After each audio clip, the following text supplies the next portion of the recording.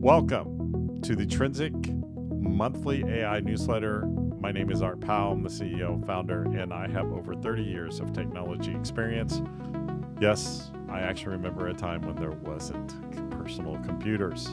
And this has given me a unique perspective on AI.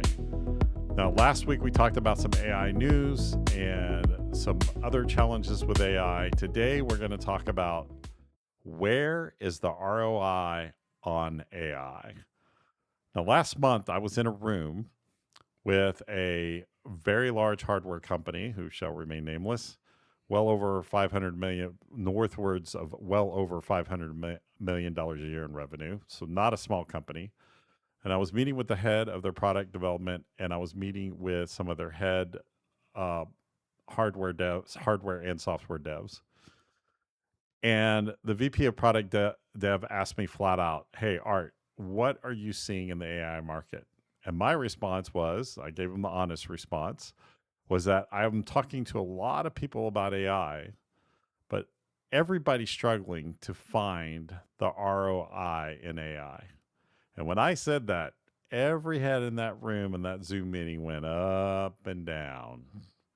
That's exactly what they're seeing. Everybody's struggling. If a company that size is stuck in trying to find the ROI, and you are too, don't feel bad. You're not behind. This is completely normal. Nearly every owner that I talk to is having trouble justifying the AI spend. And here's the thing. We're in an AI bubble, but it's not because the LLMs are useless. They're genuinely valuable. The problem isn't the tool. The problem is what people think the tool is. Now, what we're going to do is we're going to explain what LLMs actually are. Because once you see what LLMs actually are, then the ROI conversation changes completely. It clears the fog, lets you see what you could potentially do with this product. Now, one of the objections I hear all the time, let's deal with this right out of the gate, is it's new tech, give it time, the ROI will come. Now, this is half true, but you need to listen what's hiding underneath that statement.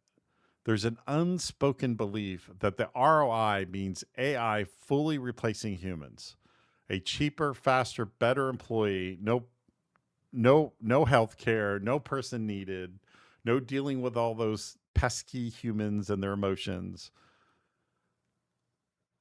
But if that's what you're waiting for to get your ROI on AI, you're going to be waiting a long, long time. Today's LLMs can't do that. And honestly, they probably never will. The win isn't replacing people. It's knowing what these tools can do and what they don't do. Back in the 1950s, when AI was just getting named, several scientists thought artificial intelligence was rather misleading, too human sounding. In a wonderful piece by Melaine Mitchell in the Yale Review, she wrote a great article called Jagged Intelligence. And in this article, she talks about the problems of LLMs. Now, I highly recommend this article. I'm going to provide a link in the description of this video. It will also be on our blog. But not only does she talk about the problems with LLMs, but she goes into that in the 1950s when AI looked like that there could be this theory about artificial intelligence and how would you approach it. And they were already starting to talk about neural networks as far back as the 1950s. Some of the scientists who were involved in this wanted to call it artificial intelligence, and some disagreed with that. Some of the scientists said, you're anthropomorphizing the product, and on top of that, it's misleading because this really isn't artificial intelligence. The scientists who didn't want the moniker artificial intelligence felt that it should be named complex information processing. Now we know which which one name one out, but it's a shame because complex information processing is a perfect description of what LLMs can do. It's a genuinely powerful thing. But powerful, like for instance, it's why they're so good at coding. But powerful does not equate to intelligence. Not at all. And that's what we need to understand. Just because it's powerful doesn't mean that it's intelligent. There's a great book out by Herbert Rotblat. It's called Algorithms Are Not Enough. And we're going to put a link to that book. I'm not getting anything for endorsing the book. It's just a fabulous read about artificial intelligence. You really need to take a poke at this book. The thing you need to understand is that intelligent beings are what create tools to help them with their intelligence. Herbert Rotblat points out that human beings who are intelligent agents have done this for thousands of years. First, we did it with math, algebra, and calculus, the sextant, and then computers. AI is just simply the newest tool that we're using. It's a powerful tool, but it's a tool built by intelligence agents. It's not an intelligent agent of itself. This is just another tool in a long line of tools that over the centuries, over the thousands and thousands and thousands of years, that we humans have built so that it can help us with our intelligence, help us with our thinking, help us to make things faster, to make things better.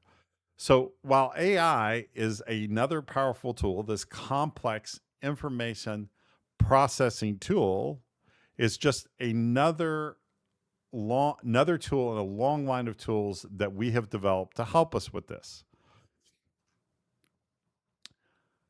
The problem is with this tool that we're using, this complex information processing tool, is that we act as if it's actually intelligent and it can run on its own. It doesn't.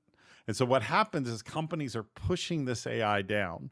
They force it onto AI employees in ways that it doesn't tell them it doesn't work. They tell these same employees that eventually it will take their jobs, and then they act shocked. Shocked, I tell you, absolutely shocked that these employees push back and start to actually hate the technology. Well, of course they hate it. It's not working for them, and it's being aimed at their livelihood. Instead of using AI to make people's jobs better and more fulfilling, what they're using it to threaten people.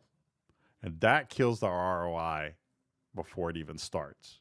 Because if an employee actually thinks of a way that they could use this complex information processing tool, and again, every time you think of hear AI, think of complex information processing, and it's going to start clearing things up for you. But every time an employee might think of a really great way to use that tool on these environments where the AI is getting pushed down on them, why would they use the tool? Why would they give you the idea of how to use that tool? Because you've pretty much told them you're going to use it to replace their job, which it can't do in the first place. What we need is a better way. And the way to do this is to actually integrate the AI with your people and processes. Don't bolt your people and processes onto the AI.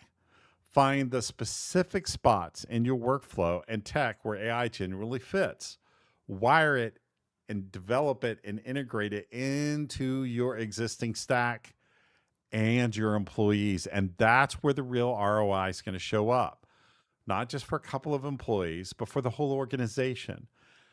Have it do things that take away the admin and some of the grunt work so the employees can concentrate on the things that they do well, which is being intelligent agents who solve problems.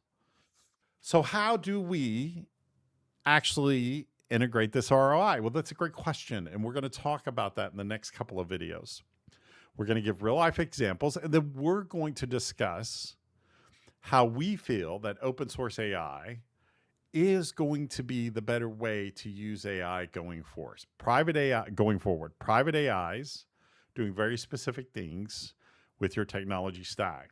And we're going to give some examples of that and why we think open source private AIs are the future, what the advantages they have over the large public LLMs. So we will continue to have this conversation of sanity over AI, not the hyperbole, not the craziness, not the everyone's going to lose their jobs. Let's further the conversation of sanity. We will talk next month.